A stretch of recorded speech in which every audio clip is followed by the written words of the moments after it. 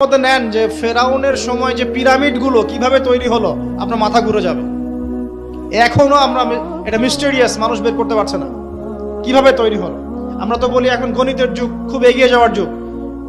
এত সহজ ছিল না এই পিরামিডের গাণিতিক ক্যালকুলেশন মেলানো। গত লেকচারে বলেছিলাম যে বিশ্বের সবচেয়ে বড় বড় সেক্টরগুলো, যেমন অ্যালগোরিদম, যেটা ছাড়া আপনি এই বিশ্বের কোনো ডিজিটাল বিষয় করতে পারতেন না, এটা আসছে মুসলিমদের হাত থেকে।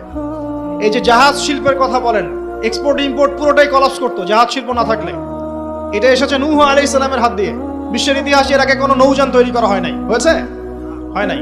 এই যে আমরা বলি যে কেমিস্ট্রির কথা, জাবর ইবনে হাইয়ানের নাম শুনেছেন কিনা? কেমিস্ট্রির যে পর্যায় সারণীর মূল তত্ত্ব তিনি দিয়েছেন। ভূগোল, এই ভূগোলের জিওগ্রাফিক্যাল ম্যাপস গুলো মুসলিমরা দিয়েছে। মেডিকেল সায়েন্সের কথা বলেন, ইবনে সিনার বইগুলো পড়ে দেখেন, ওগুলো ছিল বেসিক বই। আপনি পাটিগণিতের কথা বলেন, বীজগণিতের কথা বলেন, সবগুলো